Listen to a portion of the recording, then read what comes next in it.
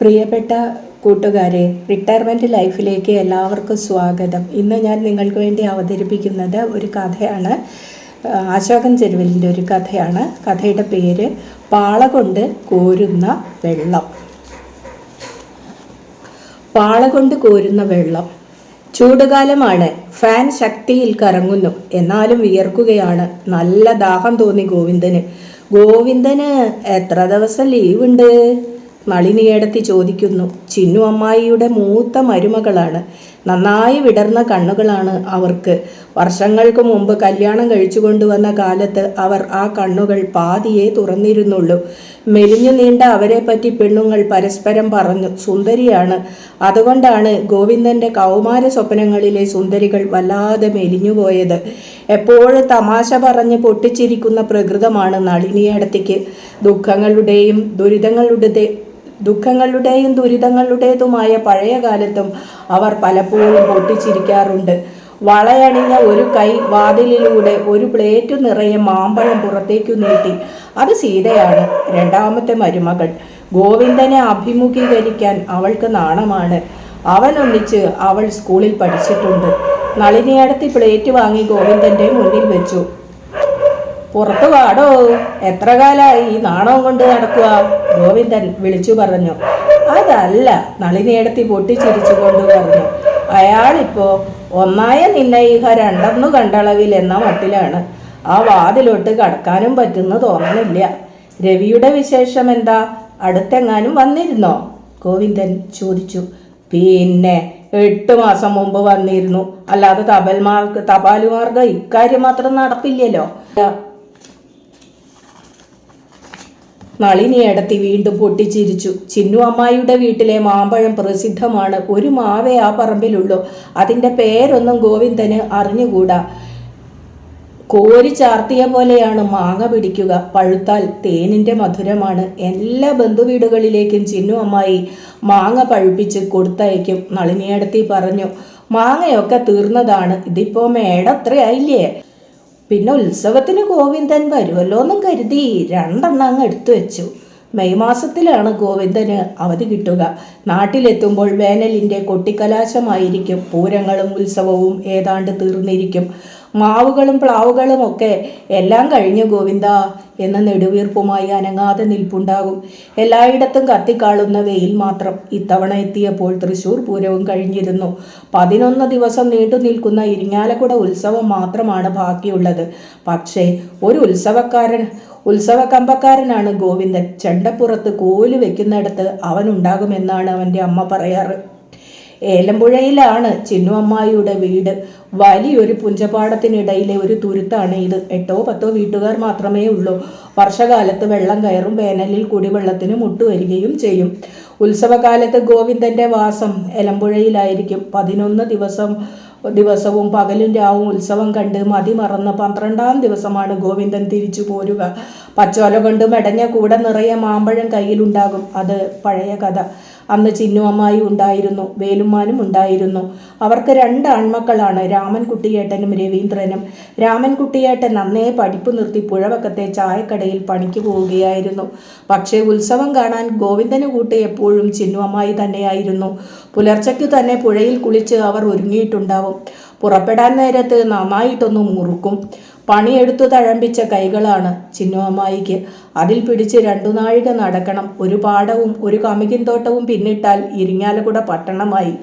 കാലത്ത് ശീവേലിയുണ്ട്. ഉച്ചയ്ക്ക് പടിഞ്ഞാറേ നടപ്പുരയിൽ ഓട്ടൻ തുള്ളൽ. അത് കഴിഞ്ഞ് വീട്ടിലേക്ക് മടങ്ങും. വീണ്ടും സന്ധ്യയ്ക്ക് സ്റ്റേജിൽ അപ്പോൾ ബാലയോ നൃത്തമോ ഉണ്ടാകും. പിന്നെ 1000 തിരികൾ കത്തുന്ന ചുറ്റുവിളക്ക്. തീർത്ഥക്കുളത്തിൽ വിളക്കുകളുടെ വെളിച്ചം വീണുകിടക്കുന്നത് കാണണം ഗോവിന്ദന്. ചിന്നു അമ്മായി എടുത്തുയർത്തി മതിലിൽ ഇരുത്തും. ഊട്ടുപുരയിൽ കയറി കഥകളി വേഷങ്ങൾ ഒരുങ്ങുന്നത് കാണും. അത് ഹരം പിടിപ്പിക്കുന്ന കാഴ്ചയാണ്. ചുട്ടികുത്തിയ ഭീമനും ദുര്യോധനനും ഹനുമാനും കൊച്ചു കണ്ണാടികളിൽ മുഖം നോക്കി പർവ്വതങ്ങൾ പോലെ ചെരിഞ്ഞു കിടപ്പുണ്ടാവും. എന്നും പുലരും വരെയാണ് കഥകളി. എഴുത്തോ വായനയോ അറിയാത്ത ചിന്നു അമ്മായി എത്ര ആഹ്ലാദത്തോടെയാണ് കളി കണ്ടിരുന്നതെന്ന് ഗോവിന്ദൻ ഓർക്കുന്നു. ഇരിങ്ങാലക്കുടയ്ക്ക് മാത്രമല്ല തൃശ്ശൂർക്കും ആറാട്ടുപുഴയ്ക്കും ചിന്നു അമ്മായിയോടൊത്ത് ഗോവിന്ദൻ പൂരം കാണാൻ പോയിട്ടുണ്ട്. എവിടെ പോവാനും ചിന്നു അമ്മായിക്ക് മടിയില്ല. തിരക്കിലൂടെ തഞ്ചത്തിൽ പുറത്തു കിടക്കാനും ഹോട്ടലിൽ കയറി ചായ കുടിക്കാനും ബസ്സു പിടിച്ച് ഏത് രാത്രിക്കും തിരിച്ചു പോരാനും അവർക്ക് ധൈര്യമുണ്ടായിരുന്നു. നല്ല കരുത്തുമുണ്ടായിരുന്നു ചിന്നു അമ്മായിക്ക്. തൃശൂർ പൂരത്തിന് കുടമാറ്റം കാണാൻ തിരക്കേറുമ്പോൾ അവർ ഗോവിന്ദനെ തോളിലെടുത്തു വയ്ക്കും. അവിടെ ഇരുന്നാണ് ഗോവിന്ദൻ പൂരവും പൂത്തുലഞ്ഞു നിൽക്കുന്ന മരങ്ങളും കാണുക. പണിയെടുത്ത് ഉറച്ച ശരീരമാണ്. സാധാരണ പെണ്ണുങ്ങൾ ചെയ്യാറുള്ള പണിയല്ല ചിന്നു അമ്മായി ചെയ്യുക. കിളയ്ക്കാനും കുളം വെട്ടാനും അവർ പോകും. അവർക്ക് കൂലിയും കൂടുതൽ കിട്ടിയിരുന്നു. അവരുടെ വരുമാനം കൊണ്ടാണ് കുടുംബം ജീവിച്ചു പോന്നത്. കുടികിടപ്പ് കിട്ടിയ 10 സെന്റ് പറമ്പാണ് അവർക്കുണ്ടായിരുന്നത്. വേലുമ്മാന് കാര്യമായ പണിയൊന്നുമില്ല.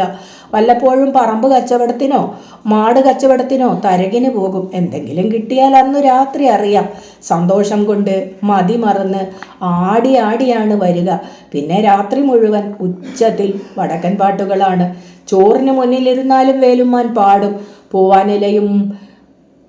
പൂവാനിലയും മൂറിച്ചു വെച്ചു പൂ പോലെ ചോറു വീളമ്പുന്നല്ലോ. രവീന്ദ്രനെങ്കിലും പഠിപ്പിച്ച് ഉദ്യോഗസ്ഥനാക്കണമെന്ന് ചിന്നു അമ്മായി ആഗ്രഹിച്ചു. പക്ഷേ അവനും പഠിച്ചില്ല. കുറേ കാലം തൊണ്ട് തിരിഞ്ഞു നടന്നു. പിന്നെ ഇപ്പോൾ രക്ഷപ്പെട്ടു. ദുബായിൽ 10-20,000 രൂപ ശമ്പളമുണ്ടെന്നാണ് പറഞ്ഞു കേട്ടത്.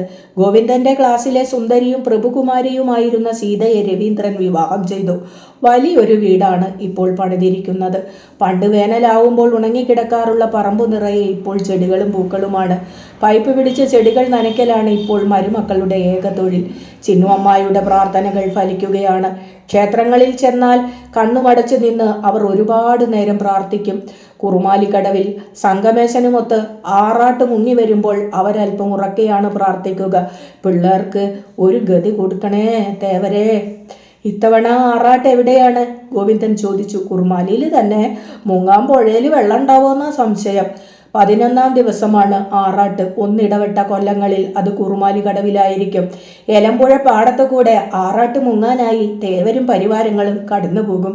ഉച്ചയ്ക്കാണ് ആ യാത്ര. കൊടും വേനലിൽ പാടം കട്ട വിണ്ടു കിടക്കുകയാവും. അകമ്പടിക്കാരും കോൽ വിളക്കുകാരും ചെണ്ടക്കാരും വിയർത്ത് കുളിക്കും. ആറാട്ട് മുങ്ങാനായി ധാരാളം ആളുകൾ കൂടെ പോകും. അപ്പോഴേക്കും കുറുമാലി പുഴ വെള്ളം കുറഞ്ഞ് മെലിഞ്ഞിട്ടുണ്ടാവും. മെയ് മാസം ആരംഭിക്കുന്നതിന് മുമ്പ് തന്നെ കിണറുകളും കുളങ്ങളും വറ്റി തുടങ്ങും. ഒരു കുടം വെള്ളം കിട്ടണമെങ്കിൽ പാടം മുറിച്ചു കടന്ന് അക്കരയ്ക്ക് പോകണം. വെള്ളം കൊണ്ടുവരുവാനുള്ള ദീർഘയാത്രയിൽ ചിന്നു അമ്മായിയുടെ കൂടെ ഗോവിന്ദനും പോവാറുണ്ട്.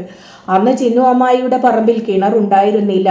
അയൽപക്കങ്ങളിലെ കിണറുകൾ വറ്റിക്കഴിഞ്ഞാൽ പിന്നെ മേനോന്റെ കിണറ്റിൽ മാത്രമാണ് വെള്ളമുണ്ടാവുക. എല്ലാവരും കുടവുമായി അവിടേക്ക് പോകും. പക്ഷേ ചിന്നു അമ്മായിക്ക് മാത്രം മേനോന്റെ വീട്ടുകാർ വെള്ളം കൊടുത്തിരുന്നില്ല. അവർ തമ്മിൽ വഴക്കായിരുന്നു. കുടികിടപ്പ് അവകാശം കിട്ടിയ കാലത്ത് ആരംഭിച്ചതാണ് ആ വഴക്ക്. മേനോന്റെ പറമ്പിലാണ് ചിന്നു അമ്മായി പാർത്തിരുന്നത്. നിയമം വന്നപ്പോൾ 10 സെന്റ് കൊടുക്കാൻ മേനോന് വിഷമമായി. അവസാനം ഒത്തുതീർപ്പെന്ന നിലയിൽ ചിന്നു അമ്മായിക്ക് പുലിപ്പാറക്കുന്ന് കോളനിയിൽ കുറച്ച് സ്ഥലം വാങ്ങിച്ചു കൊടുക്കാമെന്ന് അദ്ദേഹം പറഞ്ഞു. വേലുമ്മാന് അത് സമ്മതമായി. ഒരൊറ്റ ആട്ടിന് വേലുമ്മാനെ ചിന്നു അമ്മായി അടക്കിയിരുത്തി. ചിന്നു അമ്മായി മേനോന്റെ മുഖത്ത് നോക്കി പറഞ്ഞു, ഇത് എൻ്റെ പറമ്പാണ്. ദാ ഇവിടെ കളിച്ച എൻ്റെ അച്ഛൻ്റെ ഇല്ല് കിട്ടും, അവിടെ കളിച്ച അച്ചാച്ചൻ്റെയും. ഞാനും ഇവിടെ തന്നെയാ. ആർക്കാ വേണ്ടച്ചാ പോയിക്കോ. ചിന്നു അമ്മായി എതിരിടാനുള്ള ശക്തി ആർക്കും ഉണ്ടായില്ല. മധ്യസ്ഥന്മാർ ഇടപെട്ട് 10 സെന്റ് പറമ്പ് അളന്ന് വേലി കെട്ടി. ഒരു ദിവസം മേനോന്റെ ഭാര്യ കലി തുള്ളിക്കൊണ്ട് കടന്നു വന്നു. മുറ്റത്തു നിന്ന് അവർ വിളിച്ചു പറഞ്ഞു, ഒരു കാര്യം അങ്ങോട്ട് മനസ്സിൽ വെച്ചോ, വെള്ളത്തിനാന്നും പറഞ്ഞിട്ട് നീ ഇനി കുടം കൊണ്ട് അങ്ങോട്ട് വരണ്ട. അവർ കൂട്ടിച്ചേർത്തു, നീ ഇതിനൊക്കെ അനുഭവിക്കും ചിന്നുവോ. ഒരു കിണറായി പിന്നെ ചിന്നു അമ്മായിയുടെ സ്വപ്നം. ആദ്യമൊക്കെ ഒരു മോഹം പോലെ അത് അങ്ങുമിങ്ങും പറഞ്ഞു നടന്നു. പിന്നെ അടങ്ങാത്ത അസ്വസ്ഥതയായി മാറി. വേലുമ്മാനെയും രാമൻകുട്ടിയേട്ടനെയും അലോസരപ്പെടുത്തിക്കൊണ്ടിരുന്നു. നീ എന്തായി പറയണത്? ഒരു കിണറിന് എത്ര കാശ് വരുന്നെന്ന് എൻ്റെ വിചാരം? വേലുമ്മാൻ ചോദിച്ചു. ചിന്നു അമ്മായി കിണറിനു വേണ്ടി പലവട്ടം പണം സ്വരുക്കൂട്ടി വെച്ചു. ഓരോരോ അത്യാവശ്യങ്ങൾക്കായി അതൊക്കെ ചെലവായി പോവുകയും ചെയ്തു. പല വേനലുകൾ കടന്നുപോയി. അതിനിടെ രാമൻകുട്ടിയേട്ടൻ്റെ കല്യാണവും കഴിഞ്ഞു. നളിനിയടത്തിയുടെ അമ്മ ഒരു ദിവസം വിരുന്നു വന്നു. എല്ലാവരും കേൾക്കെ അവർ പരിഭവിച്ചു. ഇത്ര അകലേന്ന് വെള്ളം കെട്ടി വലിക്കാൻ എൻ്റെ മോള് എന്ത് പാപാണാവോ ഈശ്വരാ ചെയ്തെടുക്കണത്. ചിന്നു അമ്മായിക്ക് മിണ്ടാട്ടം മുട്ടിപ്പോയി. വെള്ളം കൊണ്ടുവരാനായി പോകുമ്പോൾ പാടത്ത് വെച്ച് ചിന്നു അമ്മായി ശപഥം ചെയ്തു, മരിച്ചാലും വേണ്ടില്ല ഗോയിന, ഒരു കിണർ കുത്തിയിട്ടേ ഈ ചിന്നു അമ്മായി അടങ്ങൂ.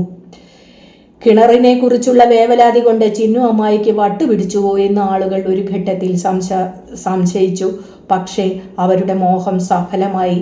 ഒരു ഉത്സവകാലത്ത് ഗോവിന്ദൻ ചെല്ലുമ്പോൾ അവിടെ തിരുതകൃതിയായി കിണറുകുത്ത് നടക്കുകയാണ്. ചിന്നു അമ്മായിയോടൊത്ത് പണിക്ക് പോവാറുള്ള 2 ആണുങ്ങളാണ് കിണർ കുത്തുന്നത്. മണ്ണ് വലിച്ചു കയറ്റുന്നത് ചിന്നു അമ്മായി ഒറ്റയ്ക്ക്. അവർ മണ്ണിൽ കുളിച്ചു നിൽക്കുകയായിരുന്നു. ചിരിച്ചുകൊണ്ട് അവർ ഗോവിന്ദനോട് വിളിച്ചു പറഞ്ഞു, ഇപ്രാവശ്യം ഉത്സവത്തിന് അമ്മായി ഇല്ല ഗോയിന. കിണർ താണുകൊണ്ടിരുന്നു. ആദ്യം ചുവന്ന മണ്ണാണ് പുറത്തു വന്നത്. പിന്നെ അരിമാവ് പോലത്തെ വെളുത്ത മണ്ണ്. കുറച്ചിടെ ചെങ്കല്ലുണ്ടായിരുന്നു. നല്ല ഐശ്വര്യമുള്ള കിണറാവും. കിണറുപണി കാണാൻ ധാരാളം ആളുകൾ വന്നിരുന്നു. ചിലരൊക്കെ മണ്ണ് വലിക്കാൻ ചിന്നു അമ്മായിയെ സഹായിച്ചു. ഒരാൾ ചോദിച്ചു, ചേടി ഉണ്ടാവുക? 10 കോല് താന്നാലേ പറയാൻ പറ്റുമോ? ഒരാളെയും കൂടി വിളിക്കായിരുന്നില്ല എൻ്റെ ചിന്നോ നിനക്ക് ഇത് വലിക്കാൻ? ഒരു കാരണവർ കുടയും കുത്തി നിന്ന് ചോദിച്ചു. ചിന്നു അമ്മായി ക്ഷീണിച്ചിരുന്നു. ദിവസങ്ങൾ കഴിയും തോറും അവർ കൂടുതൽ അവശയായി. രാത്രിയാവുമ്പോൾ നല്ല കിതപ്പും വലിച്ചിലും ഉണ്ടായി. കാലും കൈയും കഴിച്ചിട്ടും വേദനിച്ചിട്ടും ഉറക്കം വരാതെ അവർ പായയിൽ ഉരുണ്ടുകൊണ്ടിരുന്നു. ഇനി പണി അടുത്ത വേനൽക്ക് മതിയെന്ന് എല്ലാവരും ഉപദേശിച്ചു. അവർ കൂട്ടാക്കിയില്ല. കിണർ കുറേ താണു കഴിഞ്ഞപ്പോൾ ഒരു ദിവസം ചിന്നു അമ്മായിക്ക് ഒരു മോഹം തോന്നി. കിണറ്റിലേക്ക് നോക്കി അവർ വിളിച്ചു ചോദിച്ചു, കൃഷ്ണൻകുട്ടിയെ, ഇക്ക് കിണറ്റിലൊന്ന് ഇറങ്ങണല്ലടാ. എല്ലാവരും അത് ഒരു തമാശയായാണ് കരുതിയത്. പക്ഷെ ചിന്നു അമ്മായി ഇറങ്ങുക തന്നെ ചെയ്തു. വടം കെട്ടി പാമ്പേരുകളിൽ ചവിട്ടി അവർ മെല്ലെ കിണറ്റിലിറങ്ങി. ആളുകൾ ഓടി വന്ന് ആ കാഴ്ച കണ്ടു. കിണറ്റിലിറങ്ങി നിന്ന് ചിന്നു അമ്മായി പൊട്ടിച്ചിരിച്ചു. അന്നു സന്ധ്യയ്ക്ക് ഗോവിന്ദൻ ഉത്സവം കണ്ട് മടങ്ങി ചെല്ലുമ്പോൾ ചിന്നു അമ്മായി നിലത്ത് കമിഴ്ന്നു കിടന്ന് ഞരങ്ങുകയാണ്. നളിനിയടത്തി പുറത്ത് തൈലം പുരട്ടി തടവുന്നുണ്ട്. ഇവളത് എന്തിനുള്ള പുറപ്പാടാ? വരാന്തയിലിരുന്ന വേലുമ്മാൻ അരിശപ്പെട്ടു. അമ്മയ്ക്ക് പ്രാന്ത, രാമൻകുട്ടിയേട്ടൻ പിറുപിറുത്തു. പിറ്റേ ദിവസം നനഞ്ഞ മണ്ണാണ് വലിച്ചു കയറ്റിയത്. ഉച്ചയായപ്പോഴേക്കും ഉറവ പൊട്ടി. ആദ്യം പതുക്കെയും പിന്നെ വേഗത്തിലും. എവിടെ നിന്നൊക്കെയോ വെള്ളം കുതിച്ചു വന്നു. അയൽക്കാരെല്ലാം ഓടി വന്നു. കിണറിനു ചുറ്റും ഒരു ഉത്സവം പോലെയായിരുന്നു. നല്ല പളുങ്ക് പോലത്തെ വെള്ളം. കാർത്തിക കാലില് വെള്ളം കണ്ട കിണറാ, നീ പറ്റില്ല. വെള്ളം തെളിഞ്ഞപ്പോൾ ചിന്നു അമ്മായി ഒരു പാള കോട്ടി കിണറ്റിലിറക്കി. ആദ്യത്തെ പാള കോരിയെടുത്ത് അവർ തലയിലൂടെ ഒഴിച്ചു. 2ാമത്തെ പാള വെള്ളം മുഴുവൻ അവർ കുടിച്ചു. പായസം വെക്കണം ചിന്നുവച്ചിയെ, കൃഷ്ണൻകുട്ടി പറഞ്ഞു. ആ രാത്രി ആറാട്ട് മുങ്ങിയ ദേവനും പരിവാരങ്ങളും പാടത്തുകൂടി ആർപ്പും വിളിയുമായി കടന്നുപോയി. നളിനിയടത്തി പായസം വെച്ച് പണിക്കാർക്കും അയൽക്കാർക്കും വിളമ്പി. ചിന്നു അമ്മായിയെ വിളിച്ചപ്പോൾ വിശപ്പില്ലെന്ന് പറഞ്ഞ് പത്തായപ്പുറത്ത് പായ വിരിച്ച് അവർ സന്ധ്യ മുതലേ കിടക്കാൻ തുടങ്ങിയിരുന്നു. ഗോവിന്ദൻ നന്നായി ഓർക്കുന്നു. അന്നു രാത്രി കോരി ചൊരിയുന്ന മഴ പെയ്തു.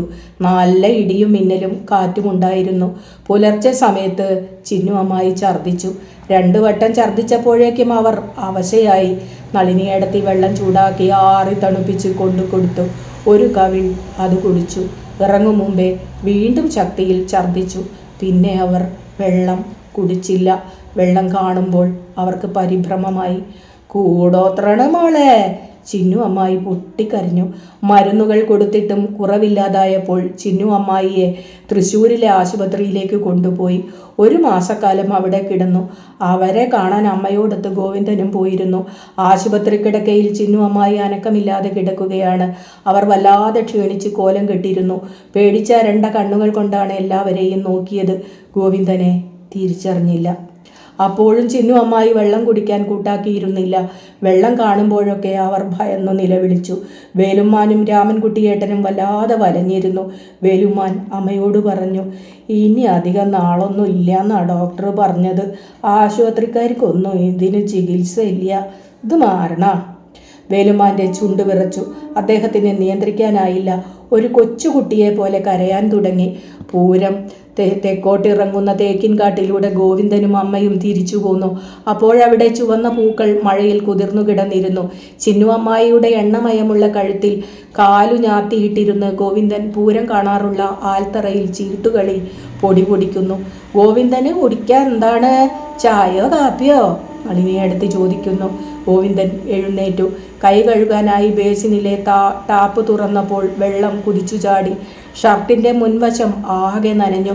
ഗോവിന്ദന് പണ്ടേ കാപ്പിയാണ് ഇഷ്ടമെന്ന് സീത പറയാണ്. പ്രിയപ്പെട്ട ക്ലാസ്മേറ്റ് അല്ലേ, അവൾക്ക് നല്ല ഓർമ്മയാണ്.